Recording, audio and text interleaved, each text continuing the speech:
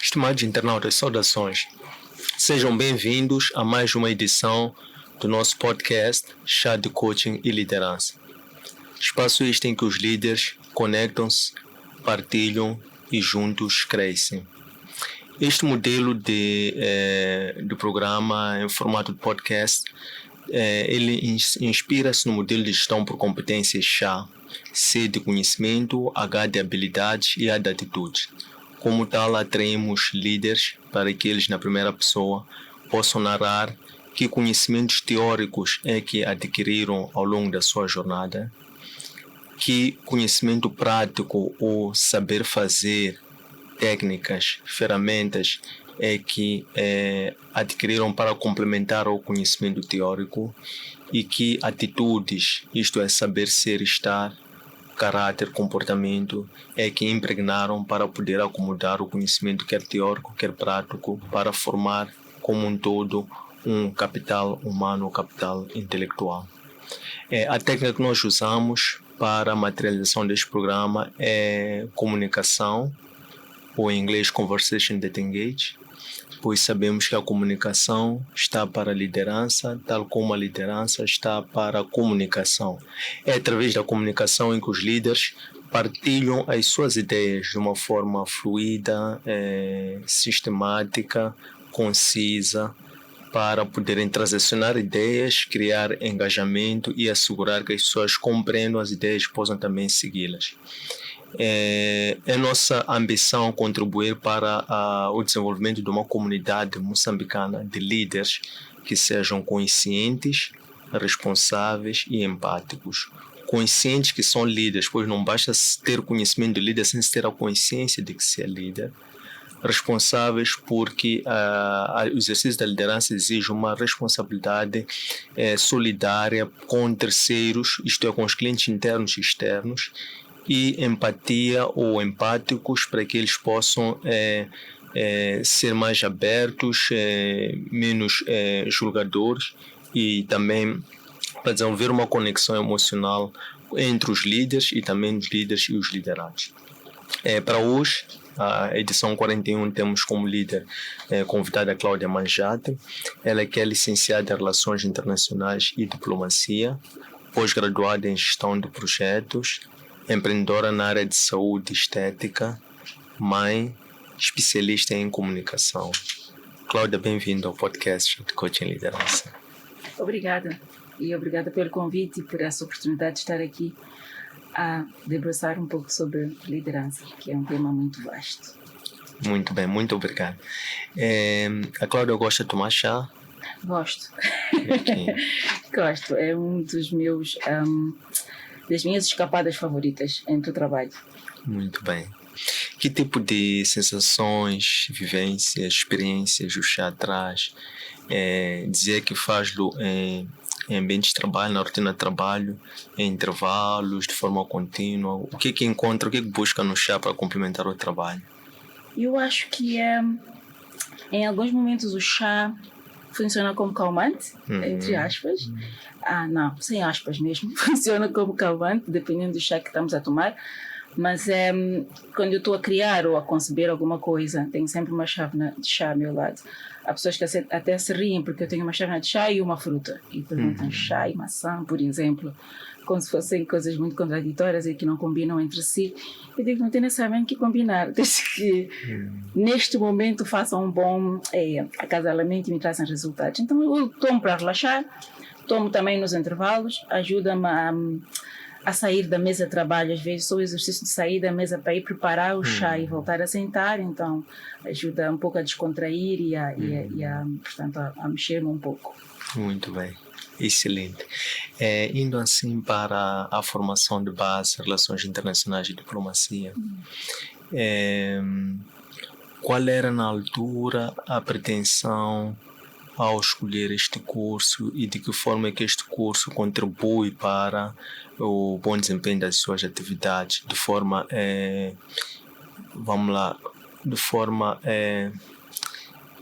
uma habilidade que é central ou é uma habilidade que nos tem as duas que é de suporte? Assim. Eu me lembro quando nós estávamos, não digo nós, ponho no plural, porque estou a pensar nos outros colegas da altura, no fim do ensino secundário, 12ª classe, portanto, e começava o debate: o que é que vais fazer, o que é que vais estudar, etc. Um pouquinho sem orientação, porque as pessoas acabam... Primeiro é na 10ª que começa essa divisão. Passamos a 10ª e na 11ª, 12ª, pelo menos na altura, tínhamos que decidir se queremos fazer ciências ou se queremos fazer letras. Então, na verdade, nós decidíamos baseado naquilo que nos sentimos mais confortáveis, que nos permite tirar mais notas, né? Que nos permite navegar melhor. Então, era em função disso que tomávamos essas decisões. E para mim foi exatamente assim. Eu escolhi fazer letras com matemática e pronto. Eu queria uma saída profissional na área de ciências sociais. Na altura nem sequer sabia exatamente o que.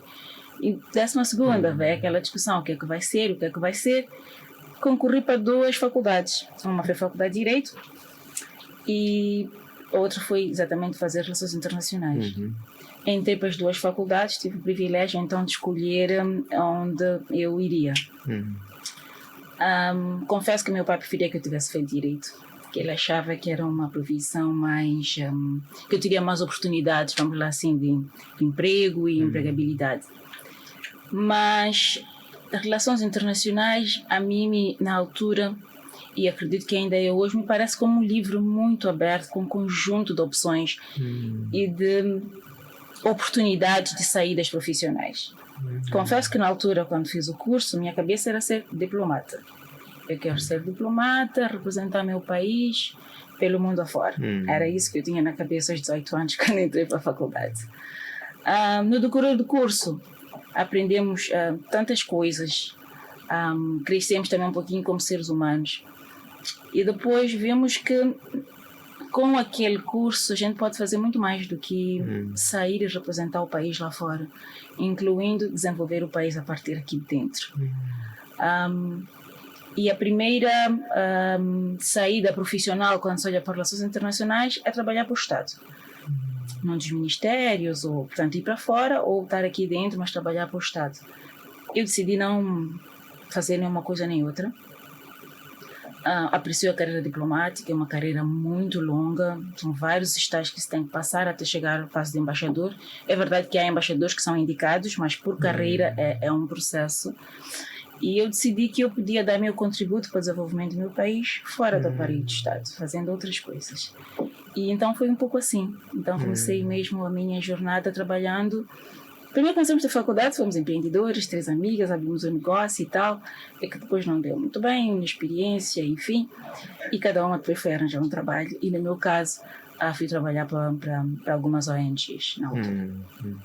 Então é um percurso assim, de ONGs, depois para o setor privado, e depois, neste momento, ainda conjugo o setor privado, mas também resolvi investir e abraçar outras coisas completamente diferentes daquilo que foi minha decisão inicial, vamos lá, de formação académica.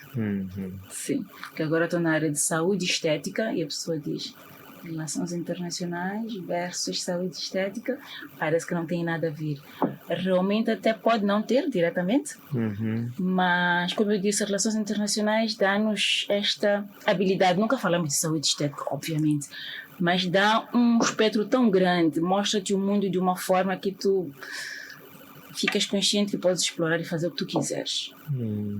Então é um pouco isso. Então eu apaixonei-me há uns 4, 6 anos mais ou menos por essa área e resolvi investir, porque eu sou apologista de transformar as minhas paixões em negócio. Já fiz outras coisas que falharam, mas sim, sou apologista, gosto muito de uma coisa, investe tempo e energia nessa coisa, por que é que não ganhar dinheiro com isso? Porque assim ganhamos dinheiro fazendo o que realmente nos agrada. Muito bem. E quando é que despontou essa veia empreendedora ou essa possibilidade depois, audácia, quando começou a acreditar que poderia realmente transformar ideias em negócio? Quando é que iniciou? Eu não encontraria um marco cronológico para lhe dar uma resposta. O ponto é que, porque eu me lembro que aos 19 anos, 18, quando eu estava na faculdade, fazia alguns trabalhos de consultoria, né? Que eram muito dos nossos docentes mesmo, mas eles queriam pesquisadores, pessoas para ir para o campo e não sei o quê, e recrutavam alguns estudantes que eles achavam que tinham a capacidade para fazer isso.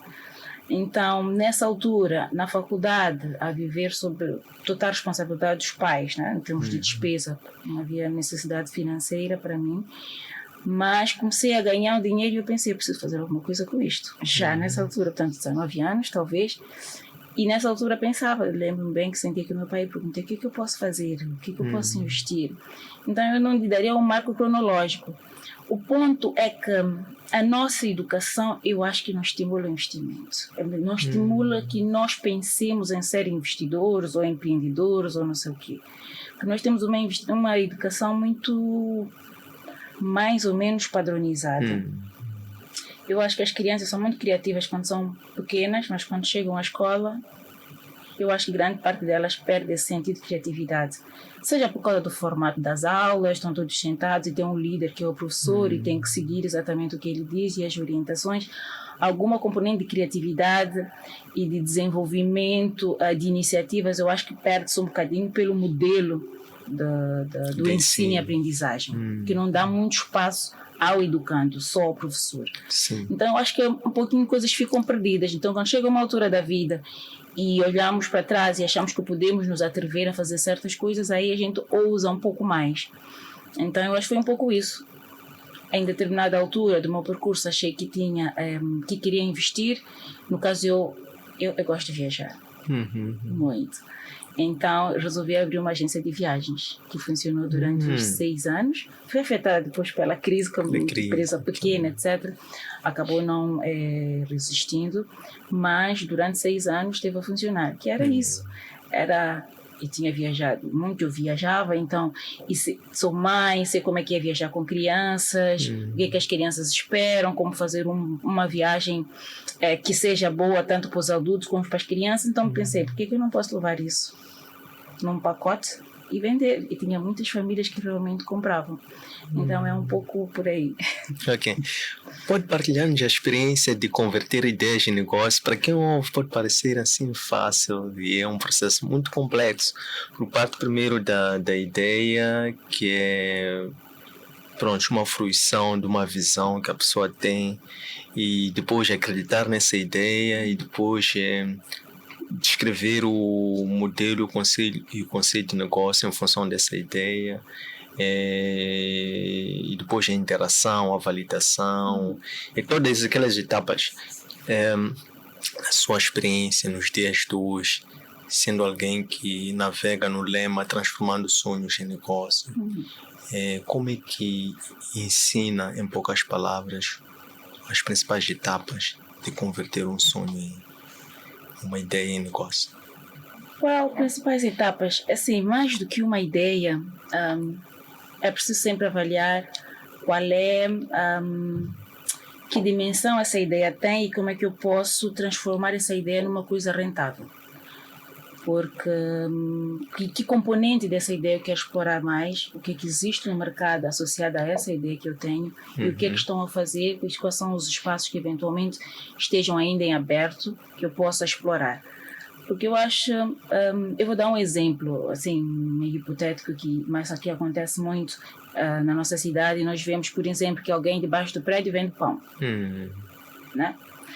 E eu achava, por hipótese, que vender pão é bom. Eu também quero vender pão. Mas já tem meu vizinho que vende pão ali embaixo. Se eu for colocar ao lado dele o mesmo produto, se calhar estou simplesmente a prejudicar, por um lado, o negócio dele, e porque tem que dividir os clientes. Se calhar não devia comprar comigo porque eu sou mais antiga no prédio, porque não sei o quê, mas já tem alguém que faz. Por que em vez de pão eu não vou vender batias? É complementar aquilo que já existe no mercado, mas ainda assim é uma necessidade. Então, sempre ver de que forma a minha ideia vai complementar algo que já existe, que valor acrescentado, o que é que traz de diferente. Então, essa é uma das formas de olhar, de avaliar essa ideia na perspectiva de negócio. Depois portanto, já estou a falar da ideia de estudar o mercado, para ver o que é que pode oferecer, qual é o diferencial do seu negócio, e ir buscar um pouco nisso, para quem eu quero fornecer este negócio, qual é meu grupo-alvo. Então, e conceber essa ideia em torno desse grupo, toda a campanha, se for para comunicar o negócio, em torno desse grupo que se pretende atingir. E o próximo passo, as pessoas vão dizer, eu tenho uma ideia, é diferente, não sei o quê, mas eu não tenho dinheiro. E param aí, né? Eu não tenho dinheiro, o que é que eu faço? E se eu for ao banco, eu não sou um jovem, não tenho absolutamente nada para dar como garantias, então eu não tenho saídas. Depende como olha para isso. Pode-se associar a alguém e ter um sócio, portanto, um sócio capitalista, e a pessoa, no caso, detentor da ideia, é o sócio que traz, né, a ideia e o conceito. Pode juntar um conjunto de amigos que vão juntar ou as suas economias ou as suas capacidades. Alguém tem a garagem que está ali na casa e que não funciona porque os caras já nem entram ali, então em vez de alugar um espaço, pelo menos já tem um espaço para funcionar. Enfim, ir buscar agregadores de valor a esse conceito. Eu acho que o que não pode é desistir na primeira dificuldade. Exatamente. Dificuldades sempre vão existir, mas o ponto é como é que nós, e é importante procurar saídas para essa dificuldade. Muito bem. Estão lá. Das experiências dos negócios que já montou, já criou, qual foi o que mais lhe deu gozo, alegria? Ainda que eventualmente tenha depois decidido por fechar, encerrar, mas qual foi o que deu mais alegria? Eu acho que é este em que eu estou agora. Porque é muito... Eu fiz uma agência de viagens, eu criei uma agência de viagens e funcionou bem, mas eu era a pessoa que ia só controlar, para ver se está tudo bem. Obviamente ensinar a minha equipa a fazer os pacotes e não sei o quê, como vender, mas era mais um papel de monitoria, eu diria assim. É bom? Sim, é, porque também às vezes temos que olhar na perspectiva do nosso negócio em função do que é que nós temos como disponibilidade de tempo. Há negócios que exigem mais de nós e há outros que nem tanto. Se eu decidir que tenho uma casa que está a arrendar, é um pequeno negócio porque eu no fim do mês tenho renda. Eu não estou lá o tempo todo. Se eu decido que eu vou criar um conjunto de lojas e pôr para arrendar, é um negócio. Eu não estou lá o tempo todo, eu recebo a renda e vamos supor que eu cuido dos espaços comuns. Essa é a minha responsabilidade. É menor em relação a estar lá todos os dias e vender, porque eu não tenho nenhuma loja. Por exemplo, tenho só um escritório de suporte que cuida das áreas comuns. É um exemplo. Este em particular de estética e saúde me deu tanto regozijo, eu diria assim, que me levou até a aprender um pouco mais, a voltar para a carteira e a estudar sobre esse assunto. Como ajudar as pessoas a emagrecer. Eu fui para a escola para aprender sobre isso. Tanto fiz um curso de estética avançado, que era para realmente poder dar uma resposta eficaz aos problemas que os meus clientes apresentavam. Então deu-me um gozo diferente, porque me permitiu estudar uma área completamente fora da minha área de conforto. Muito bem, excelente. Qual é, por assim dizer, o propósito de vida da Cláudia Machado? O motivo pelo qual sente-se válida e que faz interseção entre todo o seu historial, história de vida, superação, formação, satisfação daquilo que faz. Como é que vê que é o seu propósito de vida? Olha, essa pergunta é meio que ninguém a cara. Meu propósito de vida é este. Eu acho que é uma coisa que a gente vai descobrindo no processo. Enquanto a gente vai vivendo e vai fazendo coisas e diz, eu me sinto melhor, me sinto bem quando eu faço A, B ou C. Então aí vem o nosso clica, que esse aqui é o nosso, se calhar, propósito ou conceito, ou whatever, motivo que acordamos todas as manhãs entusiasmados. E para mim eu diria que é curar as pessoas. Eu gosto de dizer que eu sou a curandeira dos tempos modernos. Nos tempos de faculdade, nós fazíamos muito, nas pesquisas que fazíamos, ou que eu era envolvida, ou que estava envolvida de alguma forma, eu tinha muito trabalho comunitário. para as comunidades, recolher dados, etc, etc. Permitiu-me ter uma vivência que, se calhar, se eu não tivesse tido aquela experiência, eu não teria. Tanto é que, quando eu disse que trabalhei muito com ONGs, e sempre foi na área de empoderamento da mulher, promoção de saúde, advocacia pelos direitos, etc. Que eu chamo isso de curar as pessoas. Por quê? Porque estamos muitas vezes a discutir, sempre estamos a discutir possibilidade delas fazerem, primeiro, de serem ouvidas, depois de se afirmarem e, em alguns casos, dar voz a essas pessoas. Hoje, aqui no Shape, que é o meu centro estético, e eu digo que eu sou um pouco psicóloga e não sei o quê, porque as pessoas vêm ter, supostamente, com um problema estético, que ao fundo é muito mais do que um problema estético. Certo. Nós vemos, eu recebo mensagens de pessoas a dizer: ajudaste-me a melhorar a minha autoestima. A forma como eu me vejo hoje, eu não me via antes de ter estado aí. Então é muito mais, devolver a pessoa o seu próprio eu, que em algum momento perde-se pelas convenções sociais, pela pressão da sociedade, que exige certos padrões, etc, etc. Mas então, muito mais do que cuidar do corpo ou de um detalhe do rosto, quando estava aqui a fazer a apresentação, eu falava de empatia com os stakeholders internos e externos. É um pouco isso. A pessoa vem para fazer uma coisa específica, a gente conversa, aquela empatia e tal, sobre tantas outras coisas, que eu acho que resolvemos mais o interior do que o exterior. Isso. Então, um pouco isso. Muito bem. Excelente. E numa época que se fala, já começa a agudizar o debate, a conversa sobre saúde mental, e há pouco tempo ouvia também um grupo, por acaso internacional, que promove debates sobre saúde mental negra. Isso é já uma visão um pouco mais global. Então, eu achei muito interessante e curioso quando dizia que acaba por estar envolvida na questão da cura, acaba por muito mais do que atender aquilo que parecem ser as percepções imediatas das pessoas que aproximam-se, e indo um pouco mais além a fundo, de uma ou de outra forma, consegue promover uma cura holística, porque participa a própria pessoa, né? Qual é o objetivo, ou qual é a ambição da Cláudia por via da clínica de saúde estética, atuando nesta vertente, portanto, agora que tem esta clareza de que está na área de cura, tratamento? Será que será um pouco mais fazer as pessoas acreditarem na sua própria essência? Porque eu dizia que algumas pessoas fazem comentário no sentido de que recuperou a autoestima, como se as pessoas encontrassem, depois de verem seu espelho, depois de verem o resultado, encontram algo para além do que aquilo que iam à procura. Qual é a ambição da Cláudia por via deste veículo, deste negócio?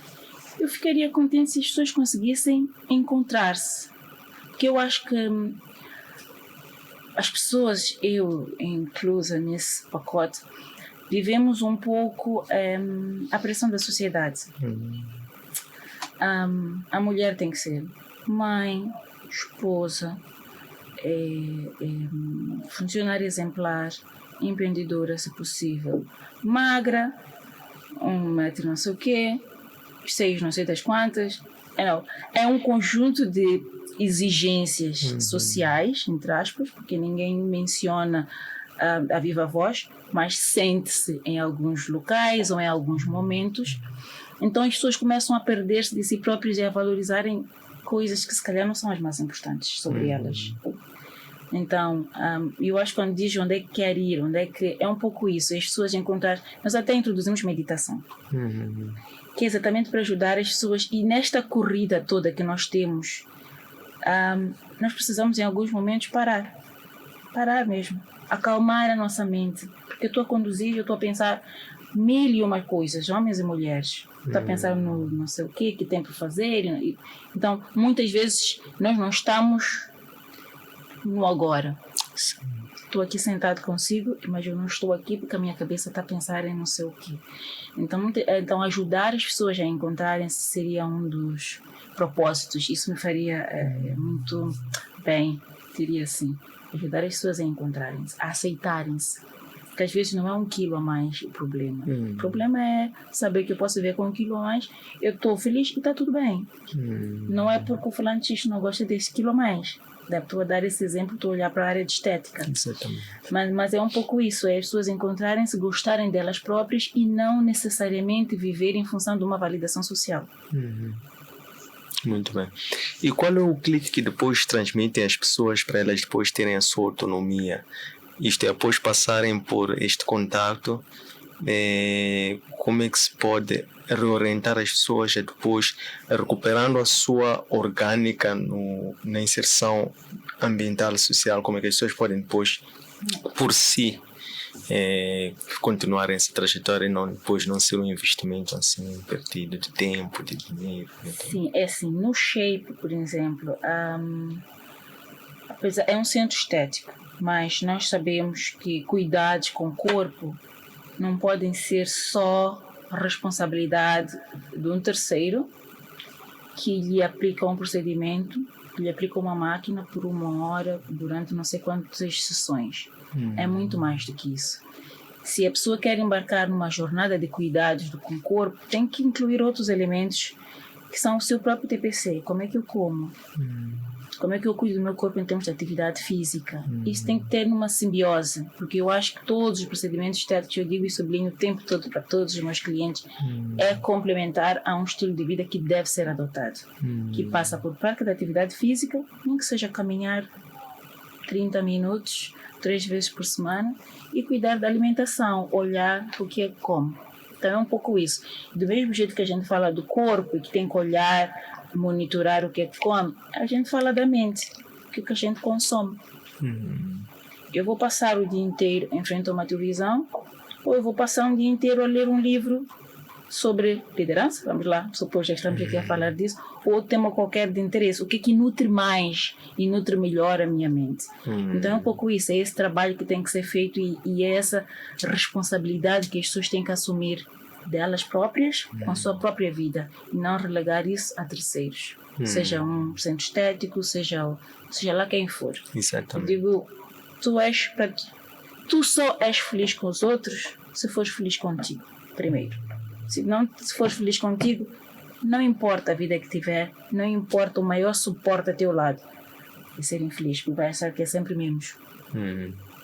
Muito bem.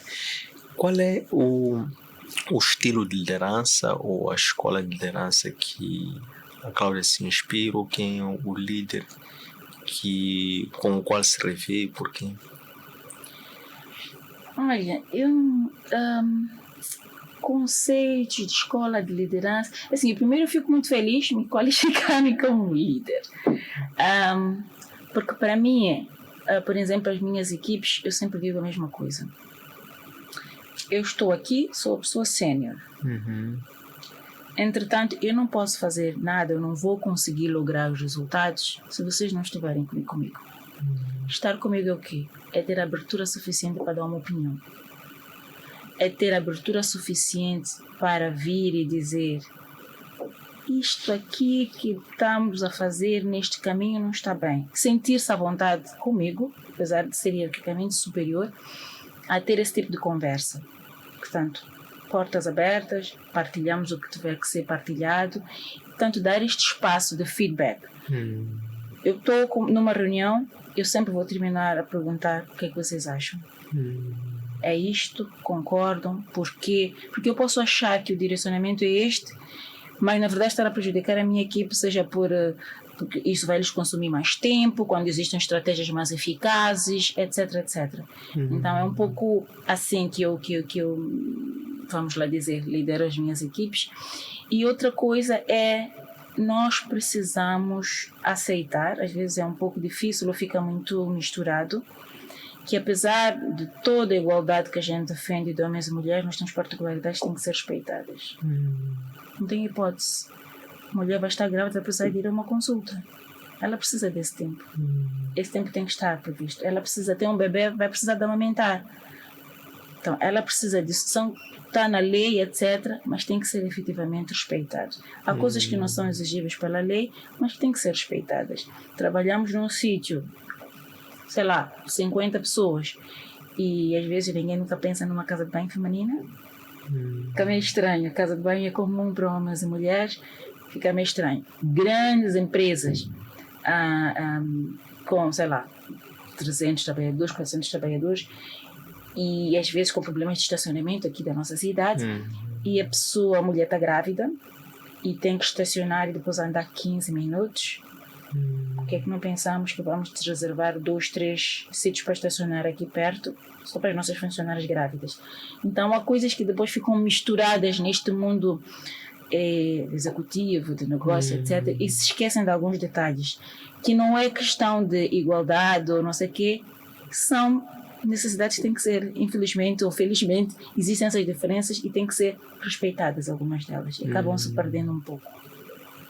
E às vezes as próprias mulheres também têm um pouquinho de receio de dizer, insegurança, se calhar eu não vou estar a ser profissional o suficiente, se calhar não vou estar a ser executivo o suficiente por pedir isto e mais aquilo. Então, mas é necessário para esse nosso equilíbrio entre o trabalho e casa. Muito bem. Olhando para a área, vamos lá, a área empreendedora, né? Que é lá onde deriva toda a sua veia, criatividade e também a capacidade de produzir por meios próprios. E tendo agora optado por investir na área de saúde, que é uma indústria que tem algumas barreiras de entrada, provavelmente tem um custo de investimento relativamente alto por causa do equipamento, e também tem às vezes os ciclos de vida um pouco incertos por causa das tecnologias ou por causa das soluções que, por efeito da ciência, inovação e tecnologia, está sempre a ver. Como é que acautelou esses riscos todos que o setor da saúde representa, tendo em conta a vossa pretensão de existir por um tempo indeterminado e também para sustentar essa vantagem competitiva que tem? Entraram numa área relativamente nova cá, e qual é a estratégia que tem, tendo em conta os riscos da natureza específica da área de saúde? Como é que pensam estrategicamente em sustentar e conservar esta vantagem competitiva a longo prazo? Olha, a diferenciação eu acho que é uma das estratégias a considerar. Falou de equipamento, de renovação, etc. Muitas vezes alguns como é que eu vou dizer, a tecnologia, né? Tem um tempo de vida, depois vem tem clientes a mandarem às vezes fotos: olha, Cláudia, no Brasil estão a fazer isto, no sítio X estão a fazer aquele outro. Mas o ponto é como é que nós nos mantemos primeiro atualizados dentro da área de investimento em que estamos, neste caso de saúde e estética. Depois falou dos equipamentos, porque esses equipamentos a gente compra fora, tem todo um custo de manutenção, etc., que em Moçambique às vezes o nosso mercado não facilita. Então queremos fazer manutenção, tem que ser a África do Sul ou não sei. Então, mas felizmente nós temos que olhar para as oportunidades que o mundo global nos apresenta. É possível um técnico, vamos dizer eletricista, a máquina teve um circuito não sei o quê, um técnico eletricista e fala com o técnico eletricista da fábrica da máquina, um Zoom call e dá assistência técnica. Faz assim, vê ali, não sei o quê. Portanto, isso é uma forma, olhando para componente de custos, de levar uma máquina à África do Sul ou não sei aonde para fazer uma manutenção. Então, normalmente conseguir comprar esse equipamento com indústrias que permitam esse tipo de assistência técnica é, portanto, uma vantagem séria a considerar. Essencialmente isso. Muito bem. Indo para a área da comunicação um pouco, que é uma das paixões. É paixão ou é amor? E também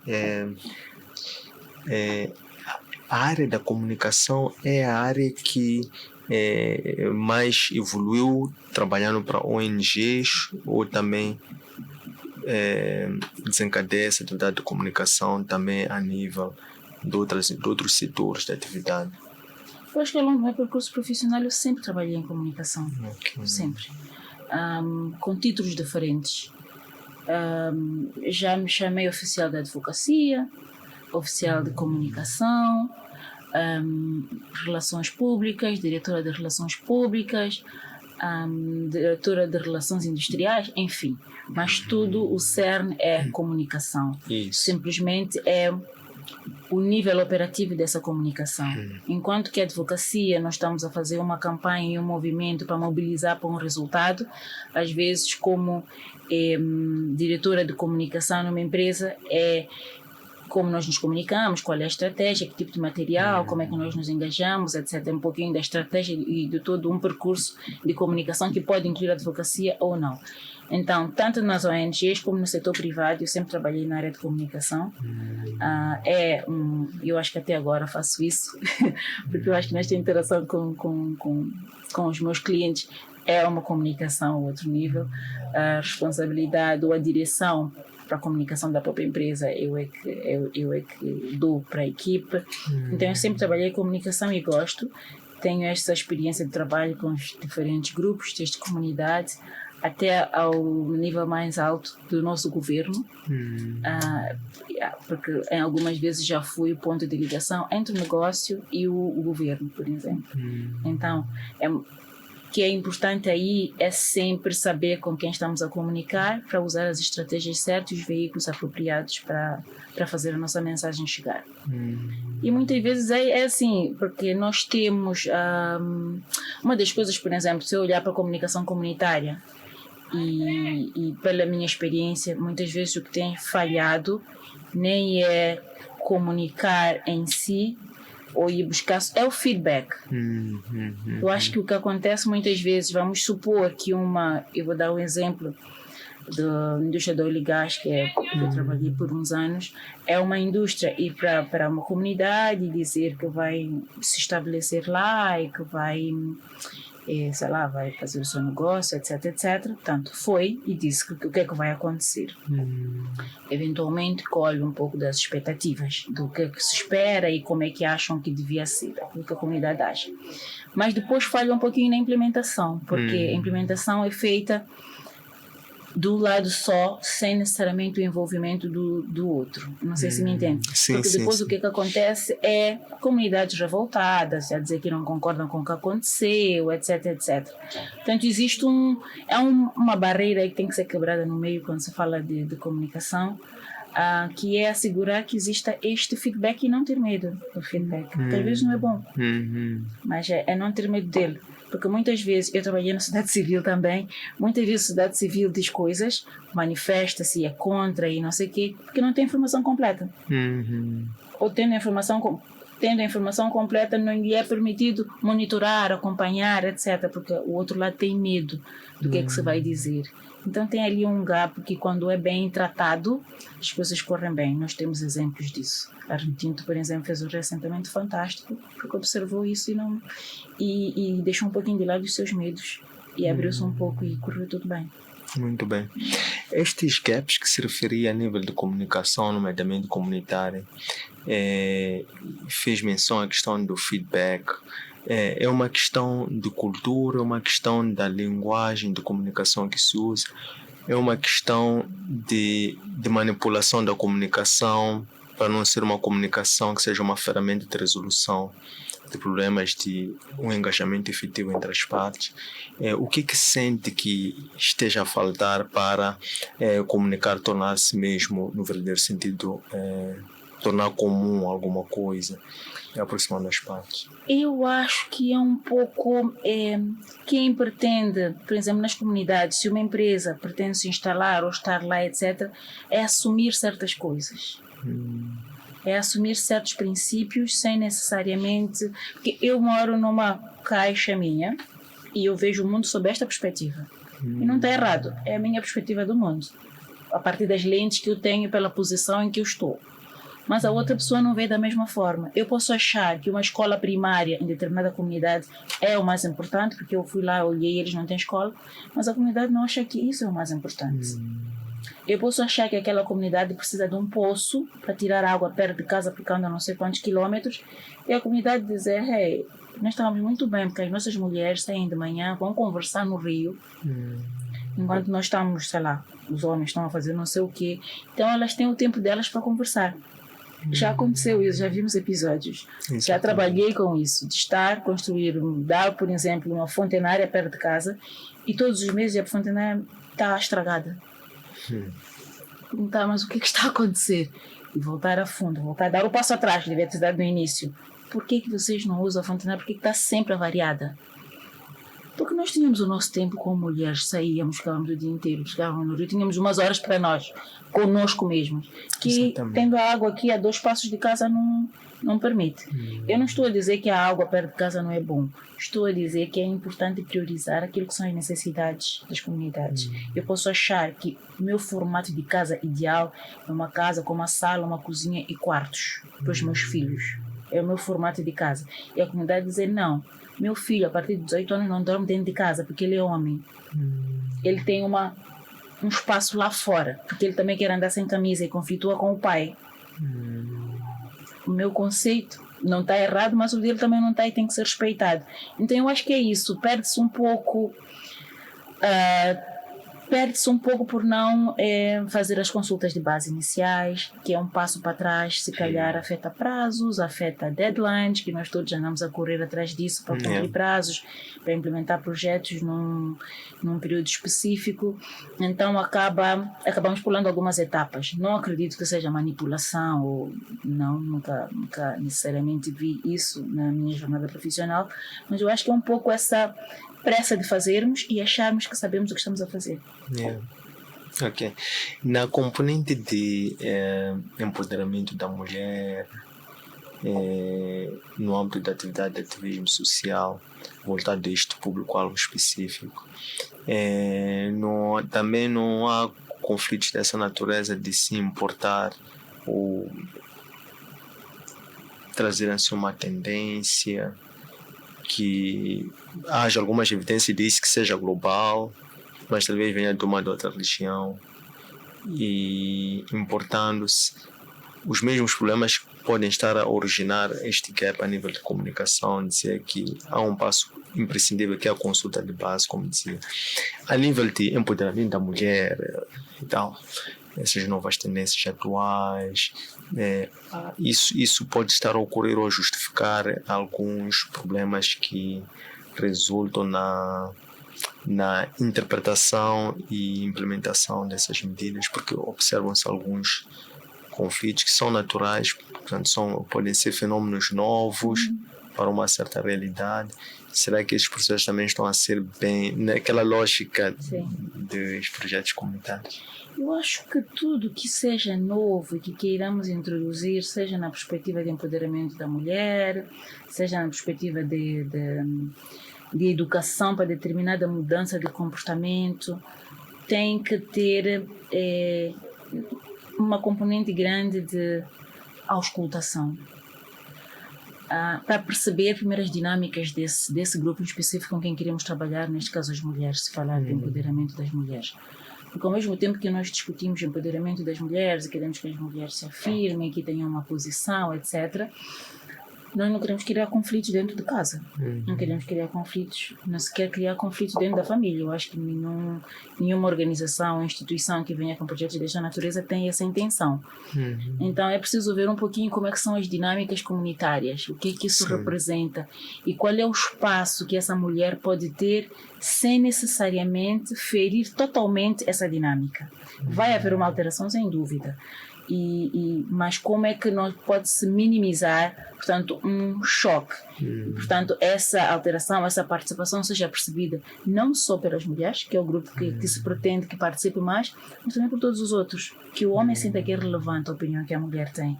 Então é um trabalho de empoderamento da mulher, mas que eu não posso me cingir às mulheres. Eu tenho que envolver outros atores até para que eu tenha um bom resultado e não crie mais conflito com a minha intervenção em vez de ajudar. Então, eu acho que é um pouco isso. Obviamente, qualquer intervenção de transformação social vai criar relativa clivagem, vai fazer com que as pessoas olhem com desconfiança, até perceberem, mas o ponto é como é que nós envolvemos os vários atores que realmente têm que estar envolvidos. Eu não posso falar de empoderamento das mulheres só com as mulheres.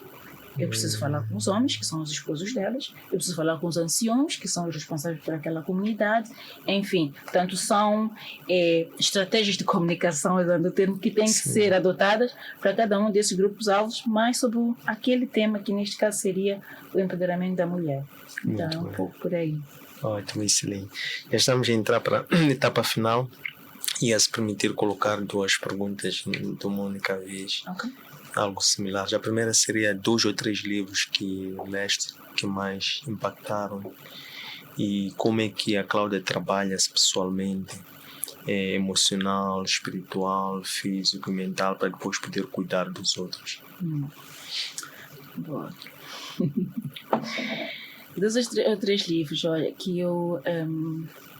o Becoming, da Michelle Obama, é um livro que nós vemos a Michelle fala um pouco de como ela se tornou a Michelle Obama que hoje, todo o percurso, incluindo todos os desafios que ela teve na Casa Branca. Portanto, é uma pessoa que nós agora olhamos e ela está num patamar, mas a forma como ela conta para chegar a esse patamar é impactante e principalmente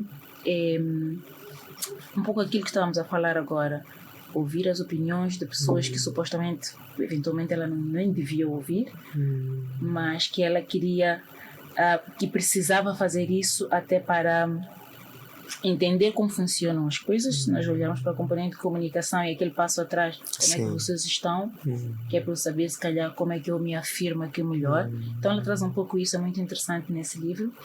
E tem um que está agora em cima da minha cabeceira, que é...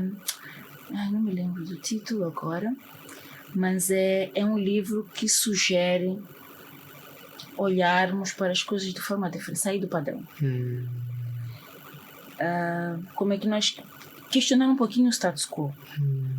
Nós crescemos tanto a ver os nossos pais fizeram assim, eu vou fazer assim, eu preparo os meus filhos para serem assim.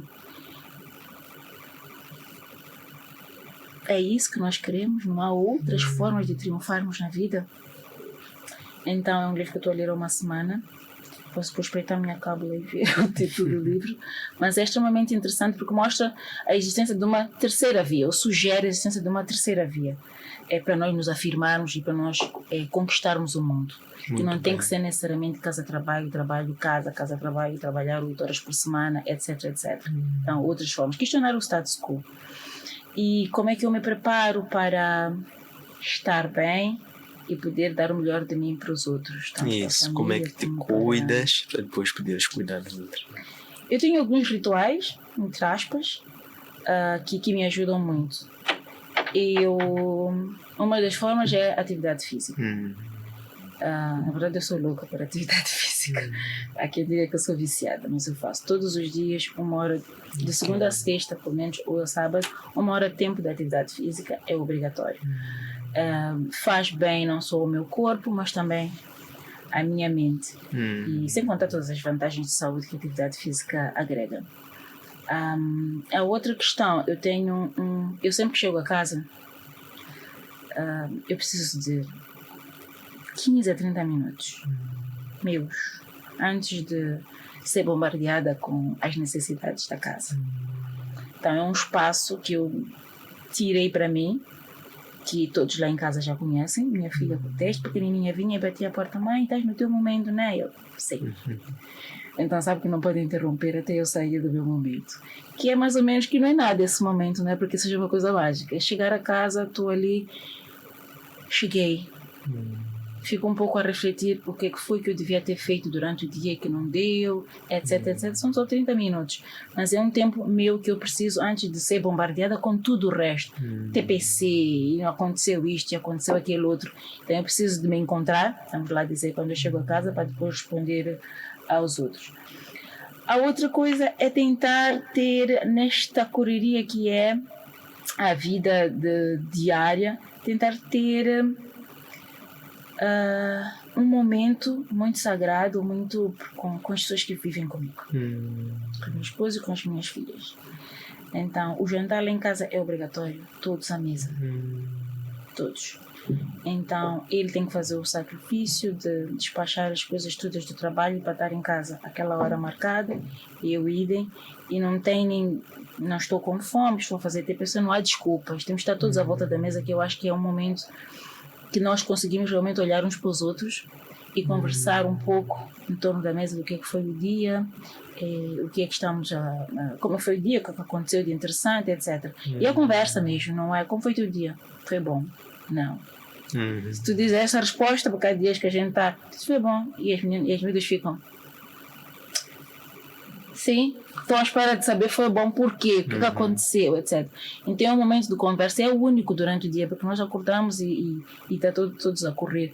Então é um pouquinho esse ritual, atividade física, jantar em família obrigatório, pelo menos de segunda a sexta, fim de semana é aquela coisa, pelo menos de segunda a sexta obrigatório, que é o momento que a gente conversa, e normalmente eu tenho os meus 30 minutos que são o meu momento. Agora eu estou a introduzir um pouquinho de meditação, que me ajuda bastante a acalmar a mente. Sim. Excelente. Como é que as pessoas que acompanham podem acompanhar, passo a repetição, sobre ti, sobre o teu trabalho, como é que costuma alimentar a comunidade que te segue como uma mentora, se existem páginas digitais, quais são? Sim. E o que é que as pessoas podem encontrar lá? Sim, eu tenho uma página no Instagram, que é Clau Manjate. Eu criei essa página primeiro quando comecei a praticar atividade física de forma intensa e sistemática, principalmente, que é para mostrar, primeiro partilho um pouco o meu treino, como é que é, e depois passo a mensagem de que é possível, porque assim, existem estereótipos para quase tudo na vida. Existe estereótipo, quem faz atividade física, quem faz muita atividade física não faz mais nada na vida. Essa pessoa vive para o ginásio, vai para o ginásio, não faz mais nada na vida, que não é verdade. Então eu tento um pouquinho mostrar na minha página, quebra desse estereótipo. Eu vou para o ginásio, eu sou executiva e eu ainda vou gerir meu negócio, porque eu também tenho um patrão no meio disto tudo. Para além de ter meu negócio, eu trabalho para a OLAM, eu presto contas à OLAM. Então como é que eu faço a gestão do meu dia e consigo cumprir tudo isso? E ainda assim tirar umas fotos e dizer, esses músculos, sim, é possível, não é porque eu moro dentro de um ginásio para ter isso, é porque eu defini uma hora por dia do meu dia para fazer atividade física e o resto é resultado. Então, nessa página eu tento, a mensagem a passar é exatamente essa. Sou mãe, tenho uma casa, tenho família, tenho trabalho, e mesmo assim consigo dar-me certos prazeres, que mais do que prazeres são momentos que me ajudam a estar bem. Então é passar essa mensagem. Então tem essa página, que é Clau Manjate, basicamente vislumbra isso. Depois temos a página do Instagram também do Shape, que mostra um pouco dos procedimentos, o que acontece lá, quais são os equipamentos que a gente tem, o que esses equipamentos fazem, portanto que mostra um pouco o nosso trabalho no Shape. Então é assim que eu me comunico com as pessoas. Muito bem, excelente. Muitíssimo obrigado pelo tempo que se deu-nos a tomarmos um chá de conhecimento sobre liderança.